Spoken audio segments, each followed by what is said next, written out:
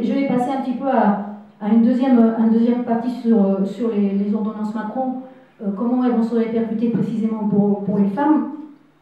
En gros, la loi travail, pour moi, la loi de Macron, la dernière, la XXL, elle a en gros trois grosses attaques sur le code du travail. La première, c'est que ça va faire un code du travail à la carte.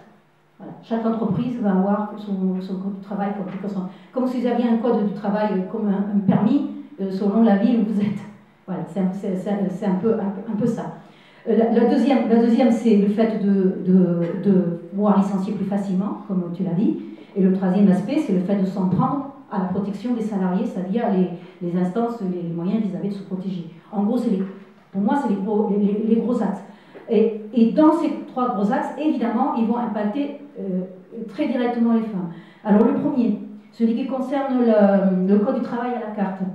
Évidemment, comme tu l'as dit un petit peu, il y avait des entreprises, par exemple, dans lesquelles il y avait des congés maternité qui étaient négociés à 100%, en fait, il y avait voire rallongés, il y avait moi je ne vais pas appeler ça des avantages, je vais appeler ça des droits, voilà, qui existaient, et ça pourrait être supprimé.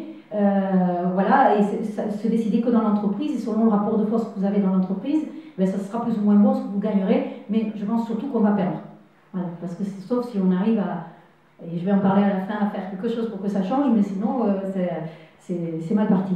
De même, il y avait un certain nombre d'entreprises, de grosses entreprises, qui à travers des luttes, depuis fort longtemps, c'est pas quelque chose qui a été donné, bien sûr, comme ça a été dit, avaient par exemple des congés pour enfants malades ou avaient toute une série d'aménagements pour le travail de nuit ou avaient un certain nombre de conditions pour empêcher qu'il y ait trop de CDD. Bon, ce genre de choses, par exemple, ne vont pas exister. Et comme nous venons de dire que les CDD et les emplois précaires concernent essentiellement les femmes, vous imaginez que forcément, ça a une répercussion directe sur les femmes.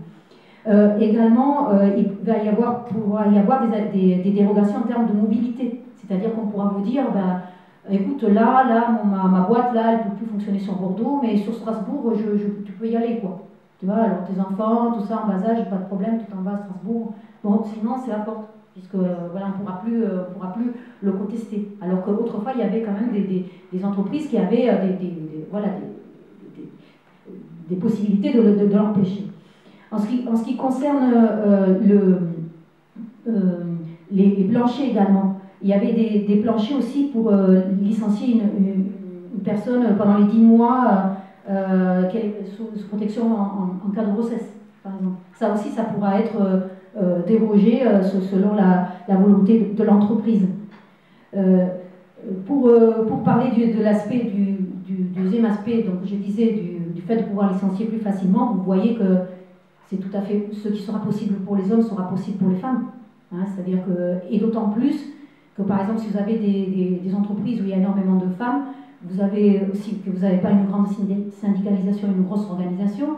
Pensez aux secteurs dont je vous ai parlé, ce n'est pas les secteurs les plus organisés, à part un peu dans les hôpitaux, mais les aides à domicile qui se rencontrent même pas, qui se croisent même pas, qui n'ont même pas souvent un lieu où se trouver, tous les métiers, on va dire, de la cosmétique ou autre, où bon, vous êtes dans votre petite boutique avec votre patronne ou votre patron, enfin, c'est tout.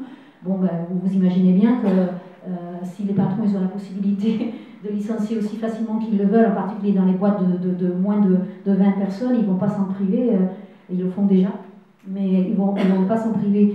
En ce qui concerne le dernier point, le point de facilité, donc faire enlever la protection aux salariés, fusionner les CE, réduire de moitié les élus qui protègent les salariés, supprimer les CHCCT, c'est-à-dire les comités d'hygiène et sécurité qui sont l'instance dans l'entreprise qui s'occupe de la sécurité, de l'hygiène au travail, c'est-à-dire qui s'occupe vraiment des problèmes, en particulier d'harcèlement sexuel, qui s'occupe des problèmes de violence faites aux femmes, qui s'occupe quand ils s'en occupent, quand il existe et quand on arrive à en imposer un, c'est pas si simple, mais eh bien tout cela, imaginez, c'est supprimé parce qu'on va fusionner tous les élus en une seule instance très réduite. Vous pensez bien que les problèmes d'harcèlement sexuel au travail, ça va passer et on ne pourra même pas le reprocher aux élus parce qu'ils auront à s'occuper de tant de choses dans une seule réunion donc du coup c'est une aggravation d'une situation qui est déjà insupportable, ça sera aggravé.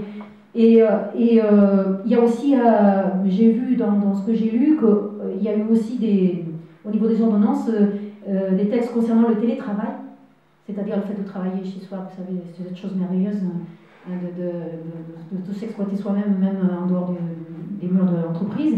Bon, et donc là, il va y avoir par exemple possibilité d'élargir les plages horaires, et puis il faudra même se payer ses propres équipements. Enfin, bon, vous allez me dire c'est déjà peut-être un peu le cas, mais c'est anormal.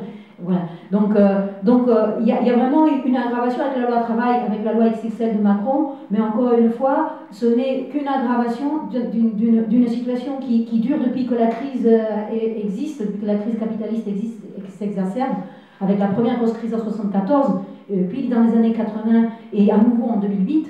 Donc là, à chaque fois qu'il y a eu des pics de la crise, il y a eu l'aggravation des conditions de travail de l'ensemble du monde du travail. Moi, je préfère appeler ça le monde du travail, c'est-à-dire les hommes, les femmes qui produisent effectivement tout avec leurs mains, avec leur cerveau, hein, ceux qui n'ont rien à voler à personne, mais qui donnent tout. Et ça, quels que soient les gouvernements. Ça a été autant avec Valls qu'avec Aubry, qu'avec Jospin, qu'avec Sarkozy. Et maintenant, Macron, mais Macron, il arrive à faire la synthèse. C'est-à-dire, il a des gens de gauche et de droite dans son gouvernement, et puis lui, il fait la politique des patrons et des DRH à fond, et puis voilà. Donc, les choses au moins sont claires.